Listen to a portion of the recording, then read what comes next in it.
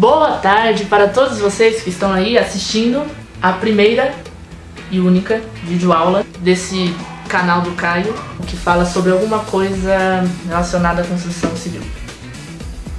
E para comemorar a inauguração e simultaneamente finalização desse projeto, o tema escolhido de hoje será sobre concreto armado. Nessa pequena videoaula você aprenderá um pouquinho mais sobre esse material tão fantástico que é o concreto armado, indo desde a sua composição até a sua utilização.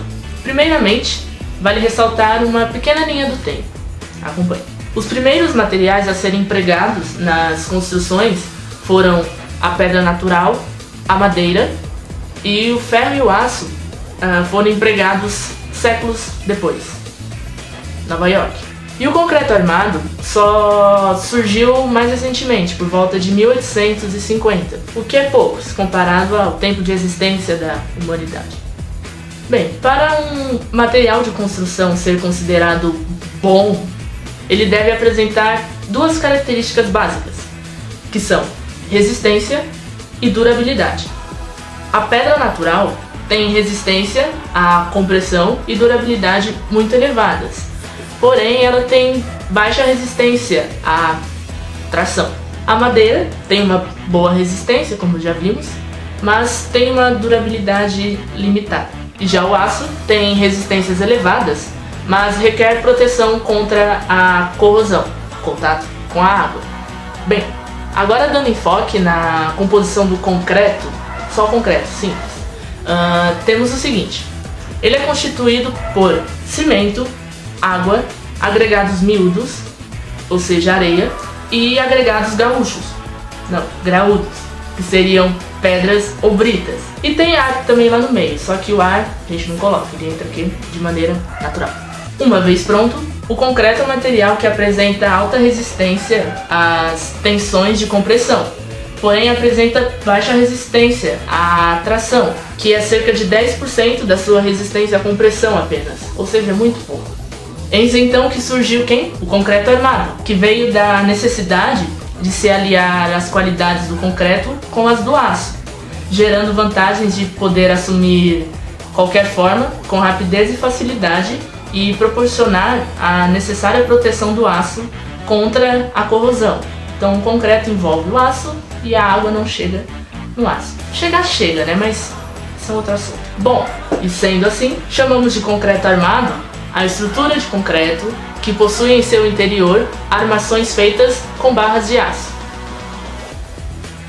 Ou você pode decorar também o conceito de concreto armado de maneira matemática, seguido dessa equação abaixo. Concreto armado igual a concreto simples, mais armadura, mais aderência.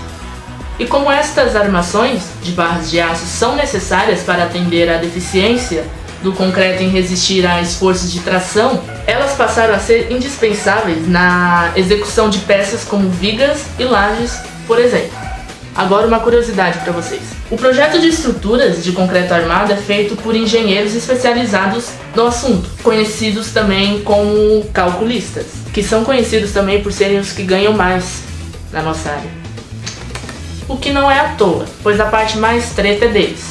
Por quê? Porque são eles que determinam a resistência do concreto, a bitola do aço, ou seja, o diâmetro das barras, o espaçamento entre essas barras e a dimensão das peças que farão parte do projeto, como sapatas, blocos, pilares, lajes, etc. Ou seja, é de muita responsabilidade para eles. É a partir do cálculo deles que a estrutura vai firmar. Se cair, ferrou. Bom, eu falei sobre a principal função do concreto armado, que serve para resistir à tração, compressão, tração, etc. Porém, se vocês observaram bem, naquela fórmula matemática que eu passei para vocês decorarem, o conceito de concreto armado, o último fator da soma era a aderência. Cadê? Aqui. Pois bem, retomando agora a parte didática. O conceito de concreto armado envolve ainda o fenômeno de aderência, que é essencial e deve obrigatoriamente existir entre o concreto e a armadura, ou seja, a armação, as barras de ferro, pois não basta apenas juntar os dois materiais para se ter o concreto armado. Por quê?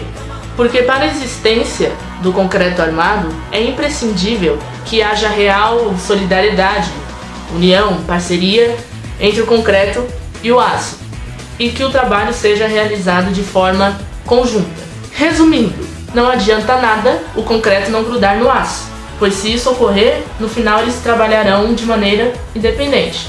Isso é o concreto armado. Bem, o que tínhamos para falar do concreto armado é isso. Espero que vocês tenham aprendido um pouquinho mais sobre o conceito. Acho que não é nada que vocês não sabiam, né? Mas tá aí para reforçar na cabeça de vocês, nunca mais esquecerem, e para que vocês possam fazer um concreto armado perfeito. Então é isso, galera. Muito obrigado pela atenção. Espero que tenham gostado. Espero que tenha atendido as expectativas do professor. E atenção, pois agora é hora da revisão. Como dito anteriormente, o concreto surgiu por volta de 1850. Para um material ser considerado bom, apresentam-se duas características básicas, a resistência e a durabilidade. Viram também que a composição do concreto se baseia em cimento, areia e agregado. O concreto tem alta resistência à compreensão, porém baixa resistência à tração. Vimos também que as estruturas de concreto armado são formadas por concreto simples mais a armadura mais a aderência, presentes em peças como vigas e lajes. Outro fato interessante são que engenheiros especializados nessa área são chamados de calculistas. Uma outra parte interessante foi a aderência, que deve obrigatoriamente existir entre o concreto e a armação ou armadura, para que o concreto armado seja realizado em forma conjunta. Bom, pessoal, por hoje é só. Espero que tenham gostado da nossa videoaula e tenham aprendido um pouco mais sobre o concreto armado. Vamos torcer para que todas as estruturas dos novos estádios feitos para a Copa tenham tido uma boa aderência. Senão não vai ter Copa.